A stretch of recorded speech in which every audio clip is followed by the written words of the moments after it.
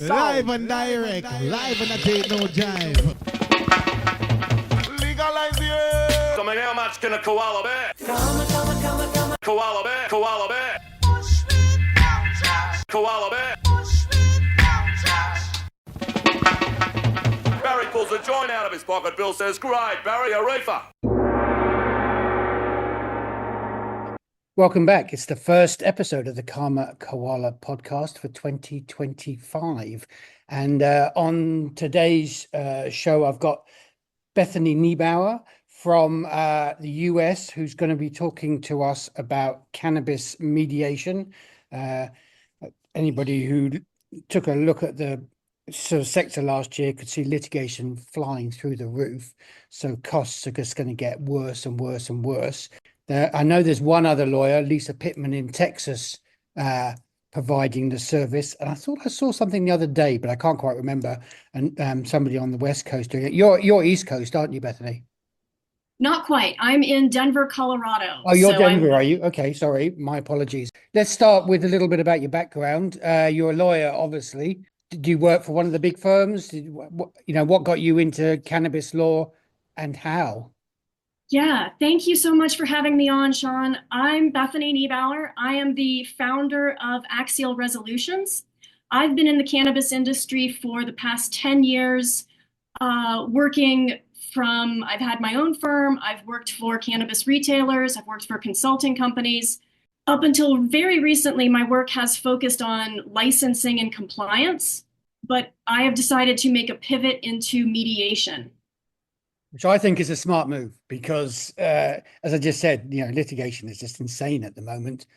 By the way, just for listeners, because we don't have this on video, Bethany's got her cat joining her on the thing. And I've never seen a cat look so interested in a conversation. And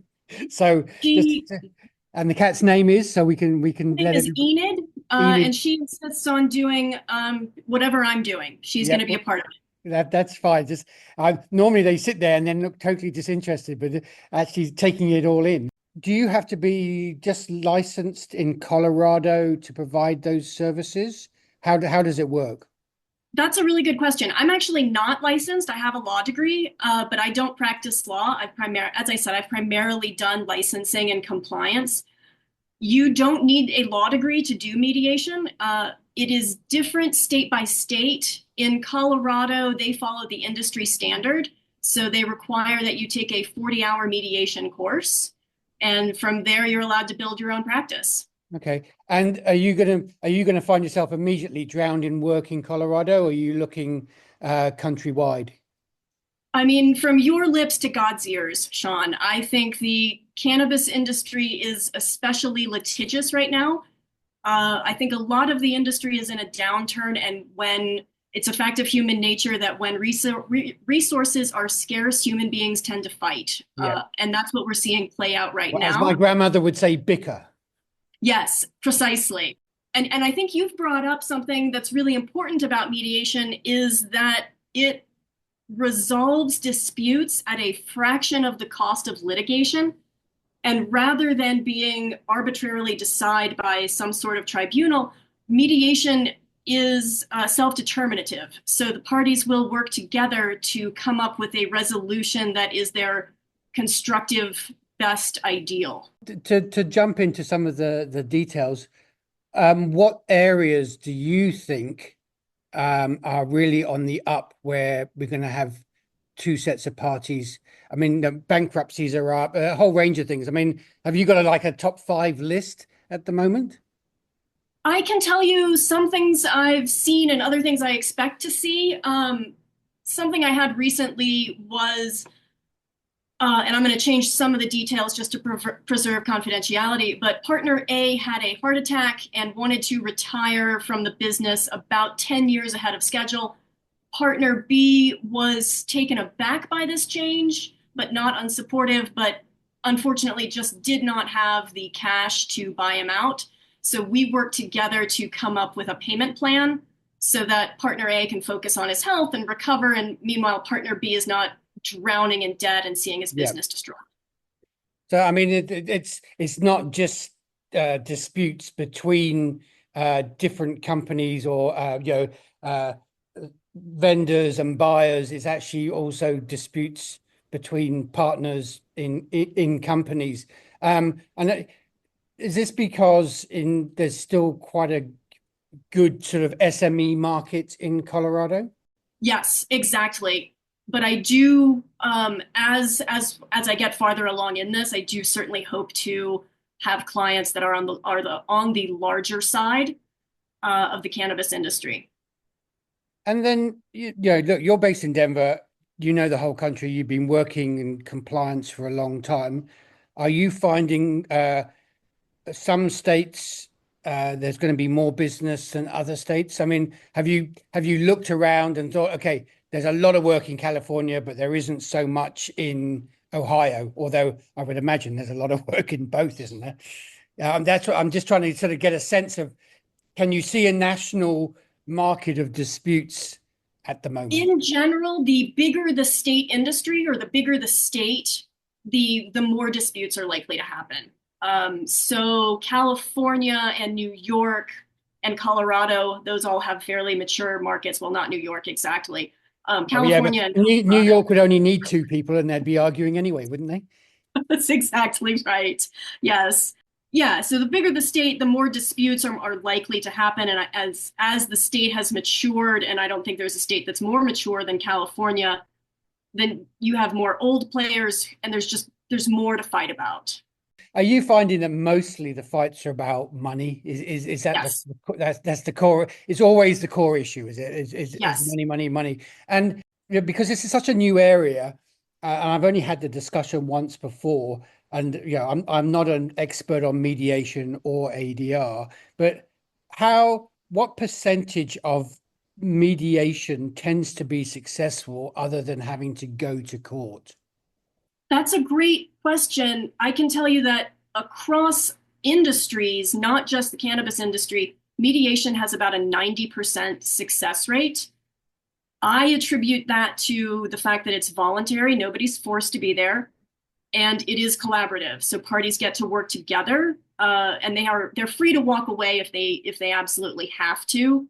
And because they're smaller companies and they're just less money swishing around, so the thought of court is so terrifying. Exactly. Yes. I mean, and just out of interest, if somebody wanted to come to you and then compare that to, and I'm not going to ask you costs, but compare the process between yourself and going to court. Could you just outline, because we're talking about smaller companies and people being less aware of the law, what is the process to go to court and how long might it take you before you come to some sort of resolution? Trial procedures can take literally years. It would not shock me if there was a contract dispute, for example, just between 2 operators and fairly straightforward. I would not expect to see that resolved inside of 15 months. And that's just a ballpark figure, which compared to mediation, depending on my schedule, we can have it resolved within a month. And with the court, can you sort of outline some of the costs? Obviously, we know you have to hire a lawyer, but there's a range of other costs. What would those? You don't have to say the exact numbers, but what are they in the process so people understand what they're getting themselves into compared to if they just come down and sit at the table and pay somebody to help them mediate? Right. Court fees range, but those can be from the low hundreds to mid thousands. Let's see, you can also have expert witnesses, which vary in price. That's, I would ballpark, I don't know, 5 to 15,000, depending on the case and the expert and how many experts you have. Add to that attorney's fees, which for a straightforward case might be somewhere in the $40,000 to $50,000 range. So what have we've added up to what, just under 100, I think. Basically, that's what I'm trying to get to. All your money is spent before you've even started the process, haven't you? Yes. And therefore, neither of you have a business already. Yeah, compared to mediation, which will literally be a fraction of that. Let's talk a bit more about your business. How long have you been providing mediation services? Is it something you're starting this year, or you've been doing for the last sort of 6 months or so? I am at the start of this journey, but I've been in the cannabis industry for almost a decade. So mediation, I have some experience, but not a ton. But I am extremely familiar with the cannabis industry, the organizations, the major players, and these sorts of disputes that can arise. Your background tells you what disputes you expect to see coming in front of you over the next 12, 14 months. We touched on that a little bit earlier, but looking at 2025, and I'm going to be a bit more sort of generalist, I think this year's really, I've been in it for 10 years as well, 2015, we all kicked off Oregon, Colorado time. This year, what with the rescheduling this month, discussions, and then who knows what's going to happen under the new administration, plus a lot of markets trying to come to maturity. It seems to me that this is sort of, I'm not going to call it a make or break here, because the cat, so to speak, Enid, is out of the bag, and it's going to happen. But this year seems to be the first year that's going to be really huge for all ranges of disputes. Would you agree on that? And would you be able to sort of talk more about what you think the next 12 months means for cannabis in terms of disputes between companies, and also companies and state government? That's a really good question. I agree that 2025 is going to be a pivotal year, but I would also submit that since 2015, we haven't had a non-pivotal year. They have all been formative and challenging and exhilarating in their own ways. So I'm excited for the future, but also, yeah, I'm experiencing some anxiety as well. It's hard to guess how the events will drive people to mediation or possibly away from it.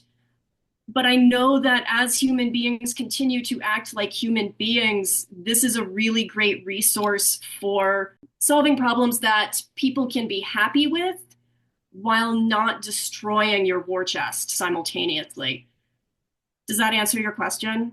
It sort of answers my question. I mean, I suppose what I'm really interested in, as business grows by default, disputes grow by default.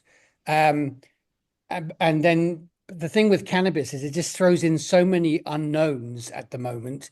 I'm always a big fan of Rumsfeld's unknowns. And to me, cannabis is a perfect example of that.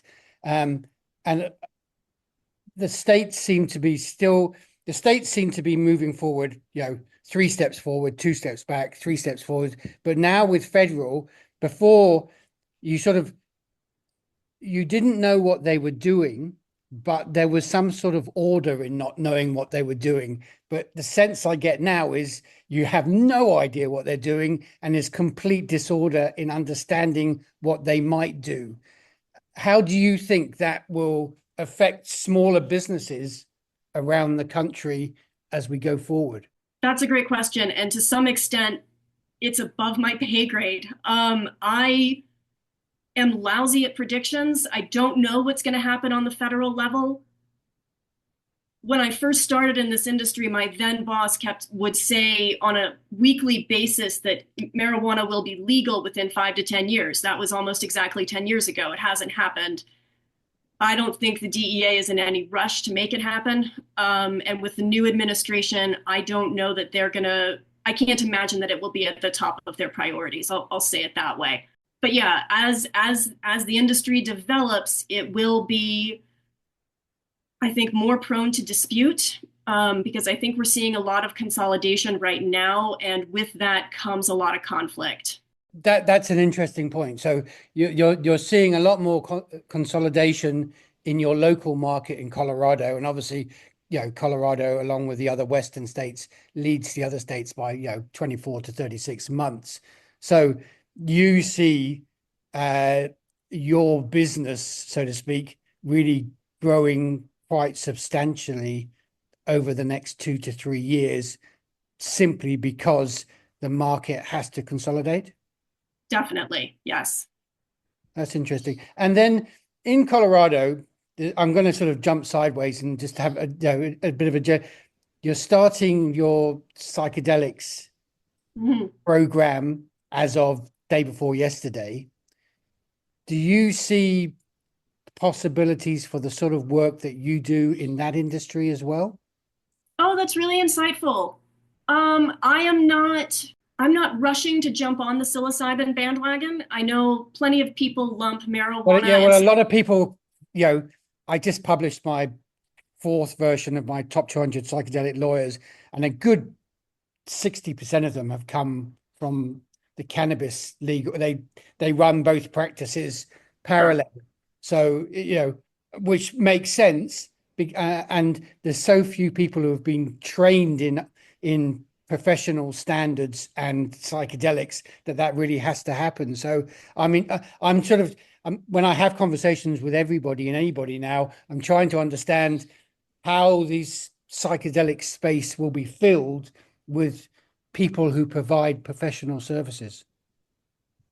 Yeah, I I really hadn't thought about that. My experience is in marijuana, and hemp to some extent. So that's what I can speak about confidently.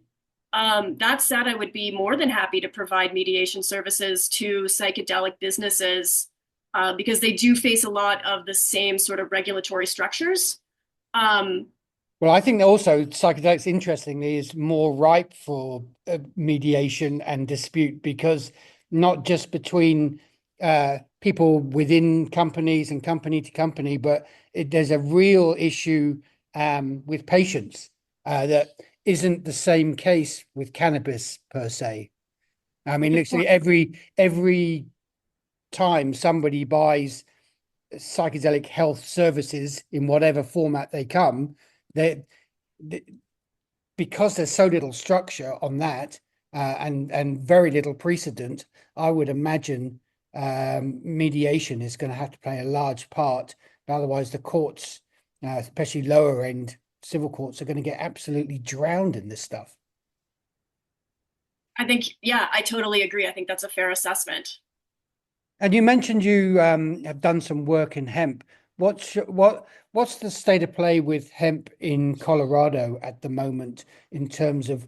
I'm a big fan of industrial hemp, but the main conversation is human beings consuming hemp for whatever reason. Do you see some sort of balance coming into the Colorado market with your experience having worked in compliance?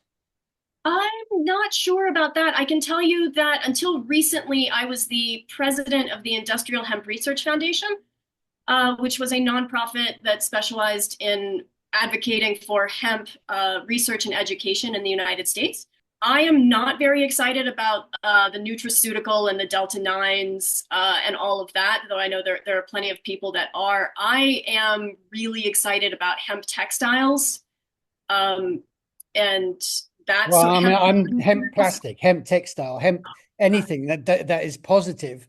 I mean, Yes. this that loophole let hemp out of the bag for people to put into their systems so they can get whatever they want from that. But I mean, that's why I'm asking you the question is, are we seeing progress on industrial hemp in the US? I'm beginning to see like countries like India and China quietly mutter about producing more hemp under whatever rules they create. So it seems as though the biomass, or whatever the professionals in the industry like to call it, is about to grow, but the processing of it, there's not been enough investment at all. And if you can't process it, you can't make products that actually benefit human beings, yeah, or the planet as a whole, which is what this it seems to be quite a large solution if people want to put money into it. Yeah, I would love to see additional investment in hemp processing because I think you're right. It certainly could do a lot to benefit human beings and the planet. And I believe, I haven't looked at the statistic in a while, but I think China produces something like 2/3 more hemp than the United States. And then Canada also produces more than the United States. So we are way behind in terms of production, and it would be so thrilling if we could get that number up. In your position at the Industrial Hemp Council, what sort of discussions were you having with whom, and how do you feel there's any process or progress rather than process, I should say, in the US? I mean, in that position, you must have learned some lessons from it. Yeah, we were discussing with, we were talking with 2 American universities, one in Colorado and one in New York, and both were, I don't want to give away too many details. One was hemp building materials, specifically used in roadways, and the other had to do with hemp textiles as pertaining to fashion and clothing. And were they working because they're looking for intellectual property? Some of them, yes. Normal university approach. And I mean, and how are universities raising cash for hemp research? Do they do it privately, or does state and federal government willing to provide investment for them to create research? Most of what I know is done privately. It's still done privately, is it? Yeah. So that's another, along with everything else in cannabis this year, that's another, government issue. When we've got a billionaire about to cut everything he can possibly do so he can direct it all towards himself, I presume. Sorry, that's just me putting in opinion, but that's exactly where the money's going. We have to get Elon Musk interested in hemp, basically, don't we? Hemp for spacecraft. Yes, I think the answer to that question is yes. And until he's interested, we're not going to see a whole lot of funding. I'm seeing this discussion with you. I'm hearing, I should say, progress, whatever that is, in 2025 seems already on the 3rd of January a pretty patchy concept. I mean, would you agree with it? It seems to me that people are just going to struggle, which obviously is beneficial, which brings us around back to your business. It's beneficial for your business, but it seems that people are going to just struggle with disputes and halts on process all year. I mean, is that how you're thinking or seeing the industry? And is that what directed you to decide that this is the business? I think even if we weren't on the threshold of so much possible progress, as you've said, I think even if that weren't the case, the nature of human beings is to be upset with one another. I'm not a pessimist, but I completely agree with you that human beings, that's why I don't work in corporate world anymore. I lasted a very short period of time because there's a lot of people arguing about absolutely nothing and getting nothing done. My background, and my listeners will have heard this before, is I've been in legal publishing since the mid-80s and decided on a specific date in 2001 to just leave that world and do my own thing. And I moved into cannabis in 2015 because I was hoping in creation of this industry that people would be more grown up is not the right approach, but maybe I understand that sentiment. People would look at it as a 21st century thing and you should do it in a different way.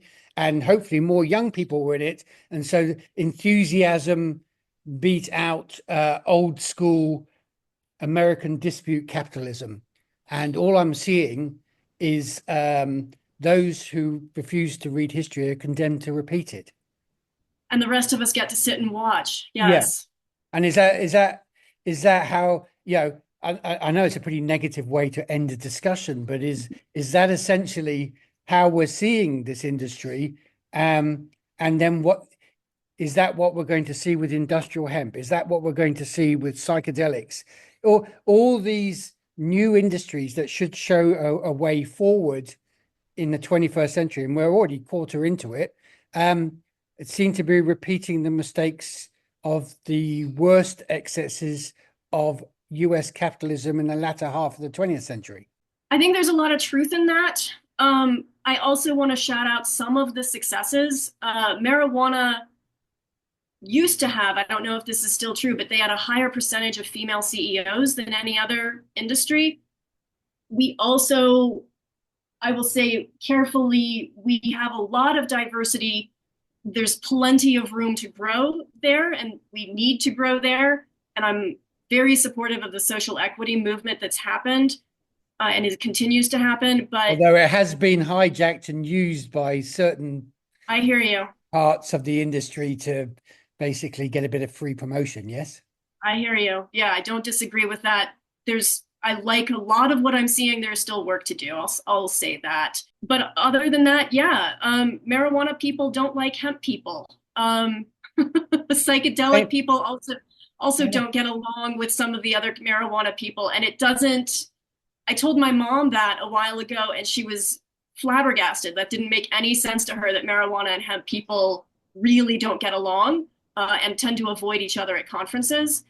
Well, I suppose civil wars are always the worst, aren't they?